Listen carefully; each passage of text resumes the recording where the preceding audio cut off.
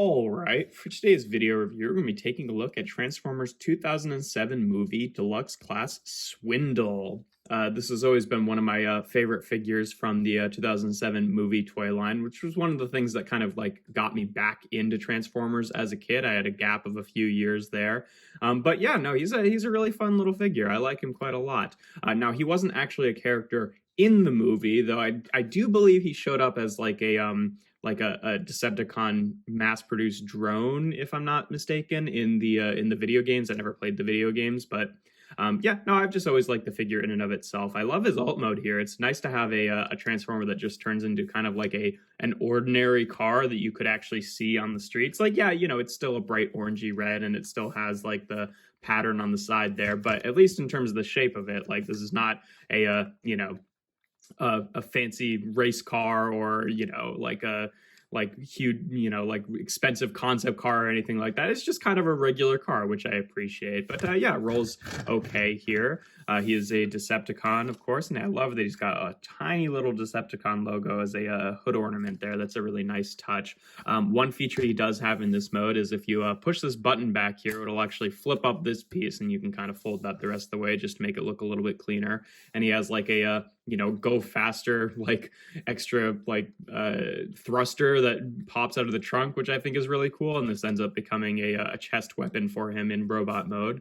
And it's got like like it has two sections that kind of spring into each other, and it's pretty satisfying. And then you can just flip that and close that back up. But yeah, no, pretty nice alt mode. In terms of comparisons in this mode, here he is with Kingdom's Sideswipe. As you can see, yeah, I mean, the scale doesn't really work anymore. Like the figures back then were kind of operating on a slightly larger scale than our figures now. So it's like, it doesn't look ridiculous, but he definitely looks a bit big, especially compared to modern day figures. But yeah, in terms of transformation, first thing you want to do is just untab the doors here, and then take this whole section. It'll double hinge out. These will be his arms, and you can rotate his arms down at the elbow, just like that. I always like how the wheels actually just like, stay on the elbow and come out of the car there. I think that's a really cool design choice. Then you can take this section here and you want to untab it from the back section. Then that will happen a lot of the times because he does have an auto reveal gimmick for his head where you flip this panel up and then that springs around like that.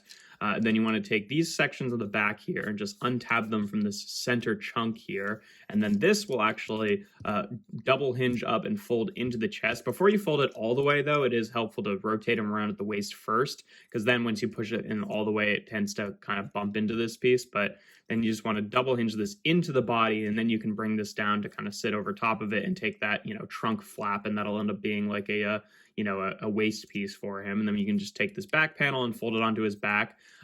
Take this like inner section of the back of the car here and fold it around like that, and then flip out this piece to be the heel, which is also really fun because like when you go back like to the vehicle mode, you can just like straight up flip this piece around and it'll kind of automatically close the heel, which is kind of satisfying. But yeah, just do that on both sides here, and then you just want to take these back windshield chunks and just fold them into the middle of the leg there, and there we have Swindle in his robot mode. And yeah, I really like his design. Definitely he's loosened up quite a bit over time, so he's a little bit floppy now, but thankfully he's got like a wide enough footprint that you can still get him standing relatively well, although he does tend to lean back at the hips there. But yeah, I always like the mono eye designs. Like his head is a little bit awkwardly like sunken into the body. It's too bad that this doesn't like extend out or anything, but I don't really mind that. It's a cool robot design. In terms of articulation, the head has just a tiny bit of swivel just because it's so like closed into this section that you don't really get much range there. The shoulders are on ball joints. This section doesn't really like tab in, which is a bit annoying, but whatever. Shoulders are on ball joints. These are on ball joints and fall off quite a bit, but you can rotate them around like that and then rotate them out to the side. Also for transformation, he does have a bit of like a backwards butterfly joint, which is neat.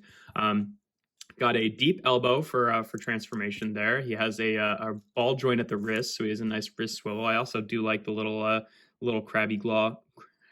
said that before too. Grabby claw hands there. I think that it's a neat little hand design. He does have a waist swivel. You have to kind of like move this section out of the way, but it does work. Hips are on ball joints, which honestly can't go that far forward because they bump into the hinge here. They can go a decent amount back and out to the side, not that far either, before these kind of red panels just bump into the the joint as well. He's got a knee joint. It's really tight and doesn't feel good, but it does notionally bend 90 degrees. It always feels like it's about to break. Also, I've never been able to decide if I really like the look of the windshield pieces in like that, or if it looks better just like as, knee detailing.